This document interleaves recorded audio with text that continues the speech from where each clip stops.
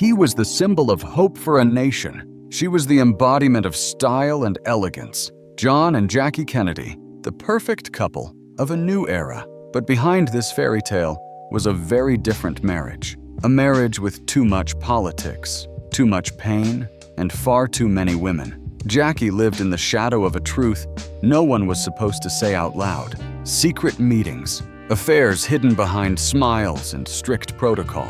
Was this ever truly a love story? Or simply the most convincing illusion of love? Was it a real family? Or a perfectly staged political instrument? She came into the world in 1956, silent, still, never to open her eyes. Jackie carried her quietly, hoping to give JFK the healthy air everyone whispered about. Arabella's tiny body was buried privately, without the pomp that later would mark so many Kennedy funerals. For the Kennedys, it was a private sorrow. For Jackie, it was the first fracture in the dream. Caroline. Caroline was born in November 1957, just a year after Arabella's quiet exit. The first living child of Camelot, toddling through the Oval Office, giggling at reporters waving shyly from White House balconies. The press called her America's little princess. She played under the resolute desk while her father debated nuclear war. History was always inches away. America watched her grow up, little ponytails bobbing, sometimes clutching her father's hand so tightly it seemed she knew, even then, how little time they had. After Dallas, everything changed. She was 6, old enough to understand that something had gone horribly wrong, but too young to know exactly what.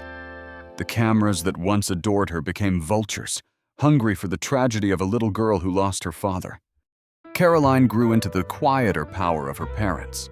She chose books and ideas over flashing cameras, studied at Radcliffe and Columbia Law, not just chasing a Kennedy script but forging her own. But the Kennedy name was never just a name. Unlike many Kennedys, she avoided scandals, chose diplomacy over headlines. As ambassador to Japan, now to Australia, she keeps the Kennedy torch lit. She married Edwin Schlossberg, had 3 children, Rose, Tatiana, and Jack, blending the legendary with the ordinary. Rose graduated from Harvard, tried her hand at acting, supports the Democratic Party, and works on charitable projects. Tatiana was educated at Yale and Oxford and became a journalist. She worked at the New York Times, wrote as an independent author, and published a book. She passed away recently from cancer, leaving behind a legacy of thoughtful reporting, insightful writing, and a powerful voice in her work. John Jack graduated from Harvard with degrees in history and law, earning a Doctor of Law and a Master of Business Administration. He has been published, worked in Japanese corporations, and served in the U.S. State Department. In 2025, he officially announced his candidacy for Congress. For some, it is a natural continuation of the family legacy. For others, it is an attempt to answer a question that haunts all Kennedys.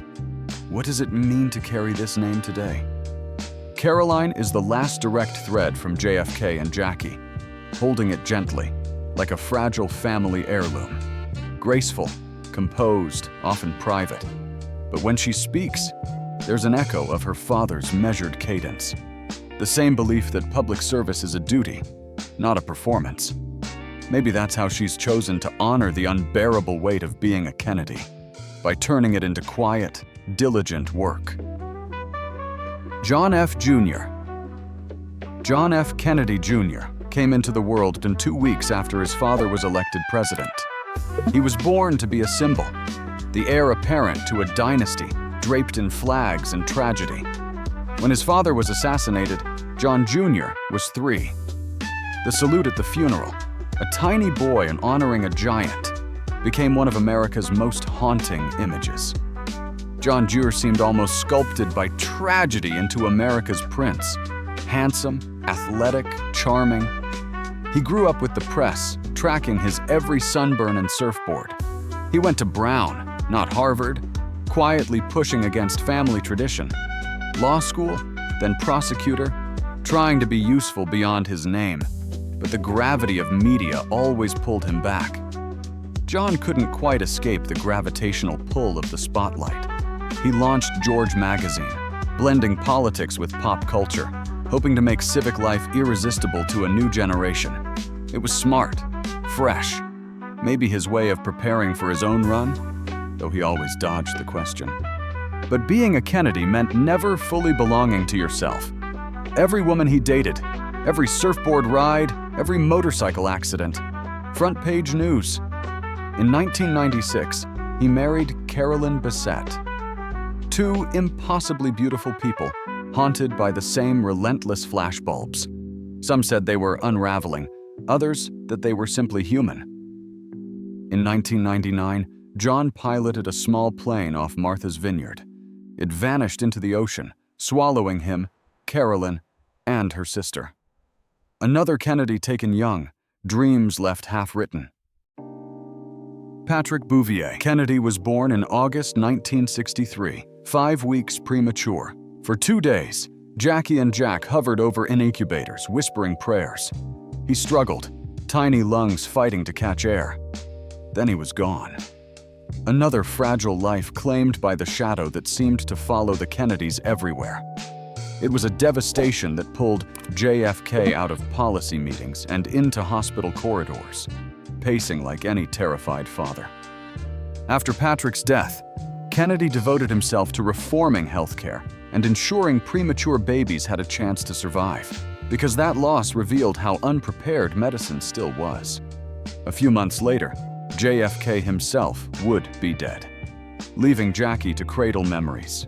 After Dallas, after the motorcade, after the sudden shattering of everything, after the echoes of gunshots faded, Jackie Kennedy was left with Caroline and John Jr. She was 34, a widow, the mother of 2 living legacies. How do you raise kids who are half children, half living symbols of national heartbreak? She fled to Manhattan, seeking some semblance of normal. Married Aristotle Onassis, hoping money and distance might insulate her children from the curse of endless scrutiny. It only half worked.